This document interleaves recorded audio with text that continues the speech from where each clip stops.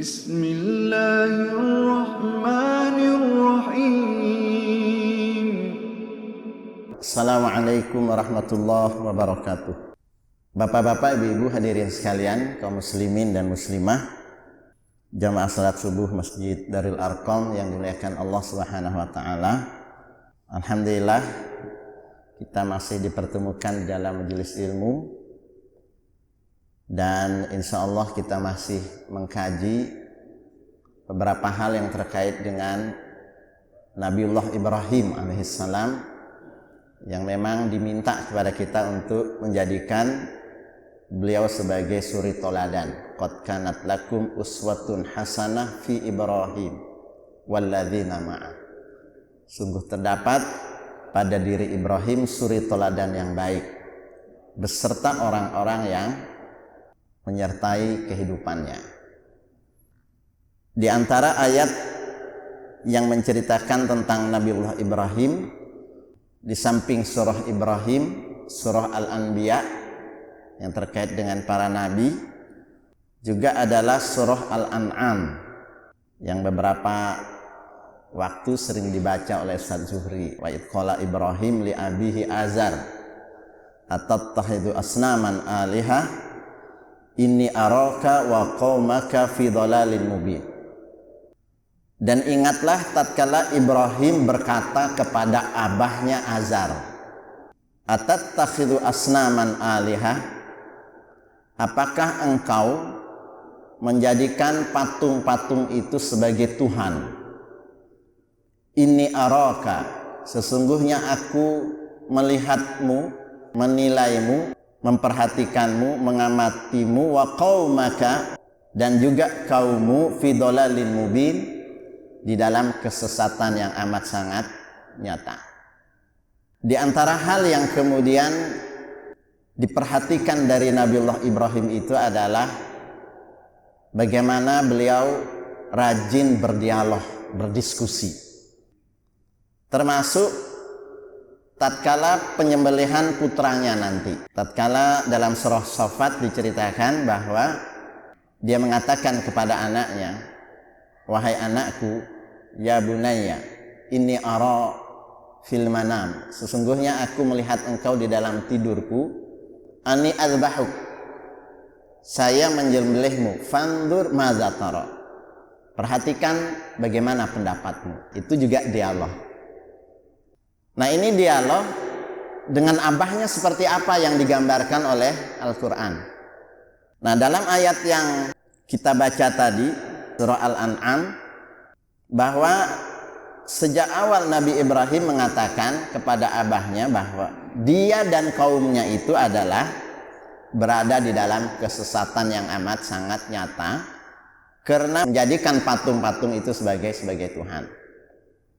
Nah, baru kemudian di bawahnya diceritakan wa kadzalika nuri Ibrahim, dan demikianlah kami tunjukkan kepada Nabi Ibrahim ya malakutas samawati wal ard, benda-benda yang sangat besar di angkasa, langit dan bumi, liyakuna minal muqinin, agar dia termasuk menjadi orang-orang yang makin yakin dia.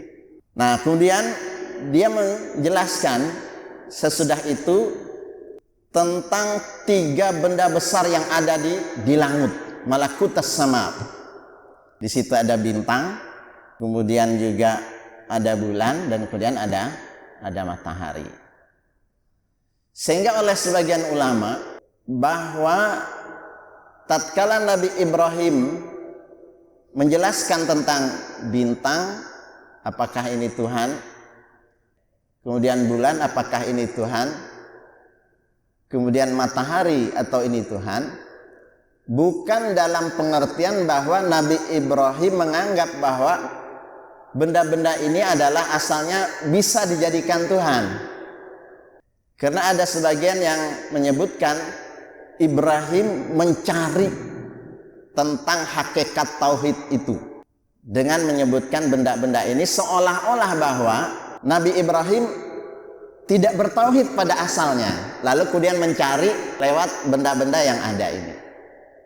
Padahal dalam dialog yang kita baca tadi, sejak awal Nabi Ibrahim sudah mengatakan kepada abahnya agar jangan menjadikan patung-patung itu sebagai Tuhan, lalu kemudian menjelaskan bahwa yang besar-besar saja di angkasa itu tidak bisa dijadikan Tuhan, apalagi benda-benda yang dibuat oleh abahnya lalu kemudian dipakai oleh kaumnya.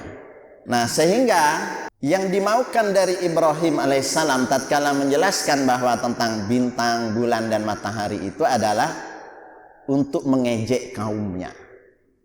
Apakah ini Tuhan? Nah, kira-kira begitu ya. Apakah matahari itu Tuhan? Tapi apakah dia mungkin lebih besar tapi juga hilang? Ini bintang, apakah ini Tuhan? Gemerlap. Tapi begitu dia hilang, apakah ini Tuhan? Sehingga bukan dalam pengertian bahwa Nabi Ibrahim nol posisinya, tidak mengerti apa-apa, lalu kemudian mencari, lalu dia temukan akhirnya Tuhan yang benar itu.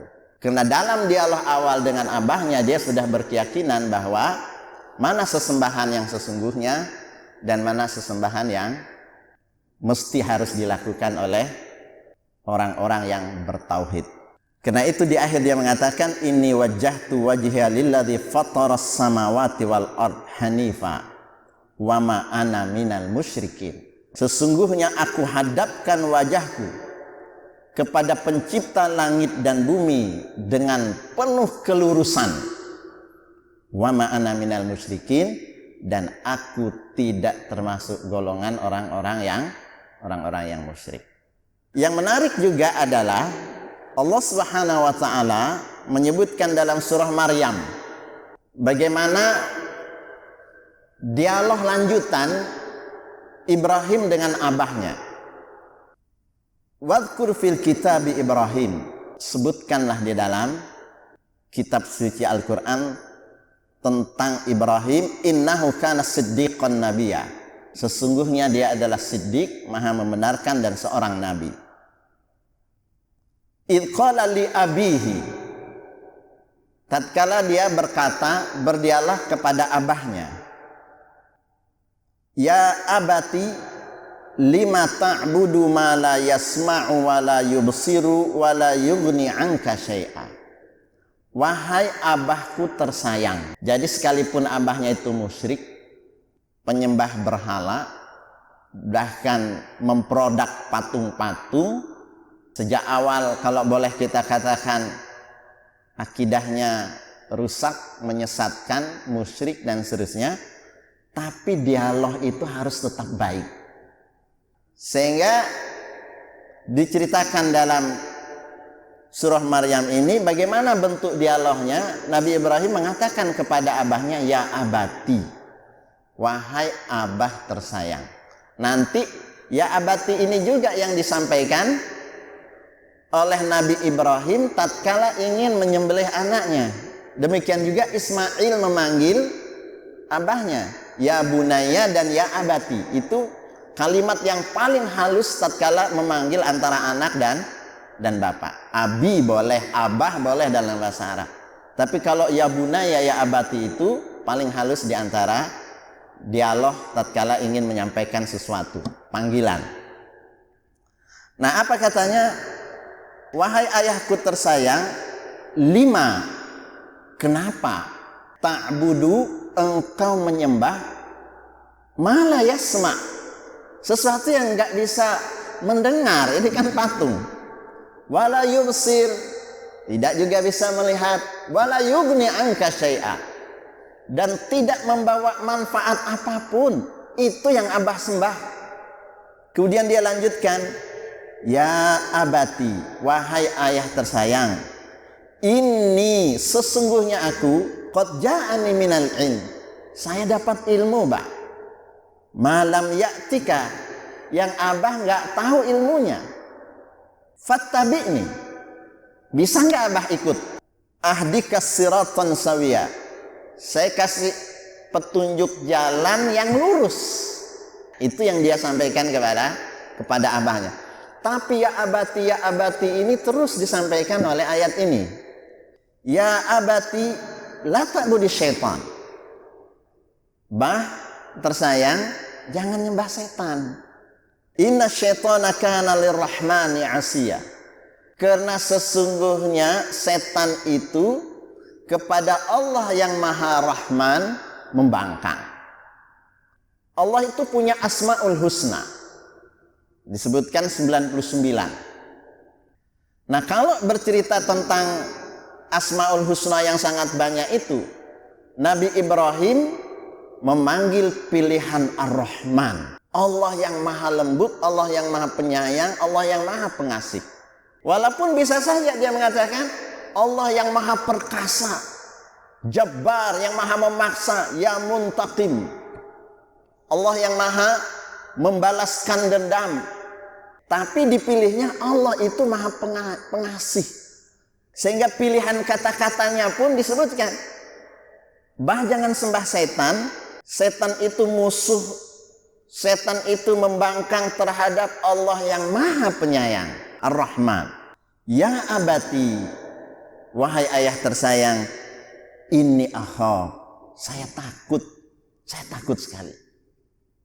Ayyamassaka adab, kamu itu disentuh oleh adab. Dia tidak mengatakan kamu bakal dikasih adab dengan sesuatu hal yang sangat memberatkan dirimu, sesuatu hal yang akan menimpamu. Tapi disebutkan ya massa itu mengelus. Tapi yang mengelusmu itu, yang menyentuhmu itu adalah azabun minar rahman. Disebutkan azab tapi dari Allah yang pengasih. Jadi sekalipun Allah itu pengasih, tapi kalau umatnya ini ada yang membangkang, bahkan disebutkan lillahi mi'atur rahmah. Allah itu punya 100 kasih sayangnya. Lalu diturunkan ke muka bumi ini hanya 1. Disitulah kita berbagi. Allah masih menyimpan lagi kasih sayang yang amat sangat banyak itu. Minar rahman fatakuna lisyaitani waliya.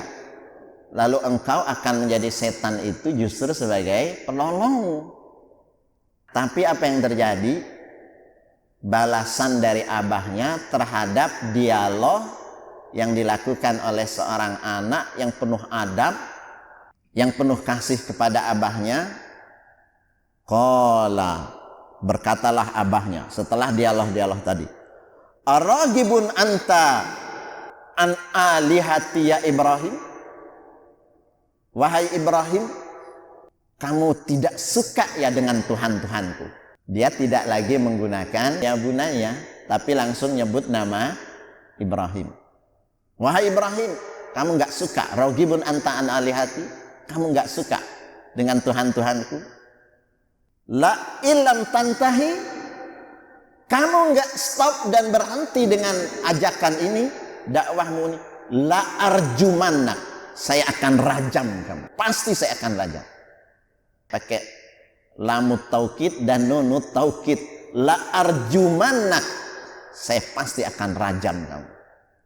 Wahjurni malia, pergi, tinggalkan aku sendirian. Jangan cawe-cawe. Sekarang ya, jangan cawe-cawe sama Tuhanku, sesembahanku. Sudah nggak usah ngurus. Artinya begini, orang dialog sudah begitu santun, begitu baik, itu juga terkadang ditolak. Apalagi sejak awal nggak santun. Karena cara itu kemudian bisa mempengaruhi penerimaan seseorang, bukan masalah materinya saja. Tapi cara menyampaikan itu juga ya harus diperhatikan. Qala, berkata akhirnya Ibrahim, salamun alaik. Tetap dia mengucapkan salam. Sa'astaghfiru laka rabbi, saya tetap akan memohonkan ampun kepada Rabbku.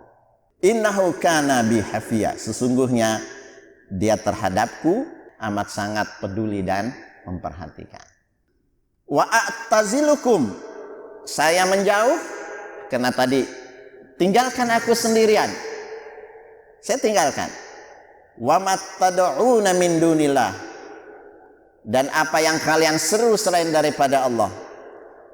Asa ala akuna bidu'ai rabbi syaqiyya, semoga aku dengan doa-doa yang aku panjatkan tidak kecewa. Nah, jadi sekali lagi di antara kelebihan Nabi Ibrahim itu adalah rajin sekali berdoa. Tidak putus doa, doa, terus doa. Sampai akhirnya dalam usia renta punya anak. Usia 100 tahun itu baru punya anak. Ismail dan Ishak. Mekah seperti sekarang ini. Saudi bisa seperti ini. Itu karena doa Nabi Ibrahim. Dan kapan itu dikabulkan? Beberapa generasi sesudahnya, Pak. Jadi kita ini nggak boleh putus berdoa untuk anak dan cucu kita termasuk negeri ini. Ij'al hadza baladan amina. Itu kan doa. Jadikanlah negeri ini aman. Negeri teraman di dunia itu Mekah dan Madinah. Itu karena doa Nabi Ibrahim. Warzuqah lahu minas samarat. Berikanlah buah-buahan. Nyari singkong ada, Pak. Nyari kates ada di sana. Ini doa Nabi Ibrahim. Nyari durian ada. Nyari pete ada. Yang nggak ada kelakai. Belum ada yang bawa. Tapi kalau jamaah haji Indonesia dilayani oleh cateringnya orang-orang Banjar seperti yang saya katakan, ikan bepuyu itu ada, Pak. Ikan bepuyu itu disediakan, ikan asin apalagi. Nah, jadi sekali lagi doa. Termasuk doa terhadap abahnya sekalipun akhirnya disebutkan wa makana istighfaru Ibrahim li abihi. Tidaklah Nabi Ibrahim memohonkan ampun kepada ayahnya itu karena sudah nazar dan janji. Dia sudah berjanji, saya akan tetap mendoakan. Falamma tabayyan, tapi setelah jelas bahwa abahnya itu sulit diperbaiki dan akhirnya aduun disebutkan dia musuh tabarra amin.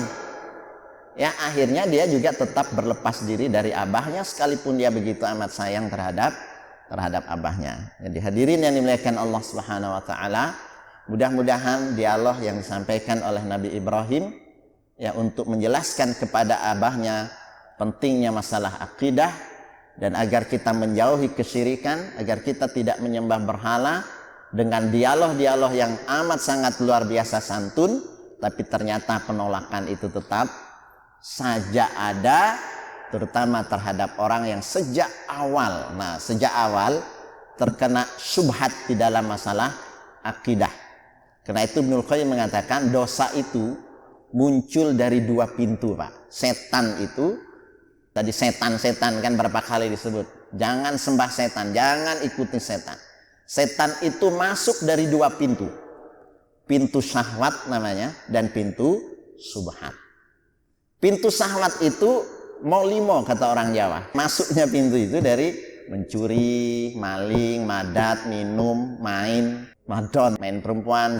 Itu kalau orang melakukannya, dia tahu kalau itu salah. Pasti tahu dia, Pak. Cuma karena tidak sabar. Itulah pintu syahwat. Nah, yang berat itu pintu syubhat. Pintu syubhat inilah yang melahirkan ahlul bid'ah, sedangkan pintu syahwat itu menjadikan orang ahlul maksiyah. Hobi dia maksiat. Tapi dia tahu salah. Tapi kalau pintu syubhat ini dia nggak tahu kalau salah, dia berkeyakinan benar. Nah, itulah yang terjadi pada yang saat sekarang ini viral di negeri ini. Seorang yang dianggap memiliki pondok pesantren, seluruh Indonesia itu protes MUI dan seterusnya. Dia tetap aja bergeming. Kenapa? Karena pintu masuk yang membuat dia seperti itu adalah pintu syubhat. Nah, pintu syubhat ini sulit untuk diperbaiki. Apalagi orang usia sudah 70 tahun, Pak. Allah itu ngasih kemampuan seseorang untuk memperbaiki diri, warning itu sudah 40. 60 itu ke atas sudah hampir tidak bisa diperbaiki kalau orang sudah berada di dalam sebuah keyakinan. Nah, oleh karena itulah kenapa itu sulit untuk dikasih tahu dan seterusnya. Ya karena masalahnya adalah pertama pintu masuknya adalah pintu syubhat dan kemudian umurnya juga sudah tua renta. Itu yang bisa disampaikan, semoga bermanfaat. Kita akhiri dengan doa kafaratul majlis. Subhanakallahumma bihamdik asyhadu an la ilaha illa anta astaghfiruka wa atubu ilaik. Wassalamualaikum warahmatullahi wabarakatuh.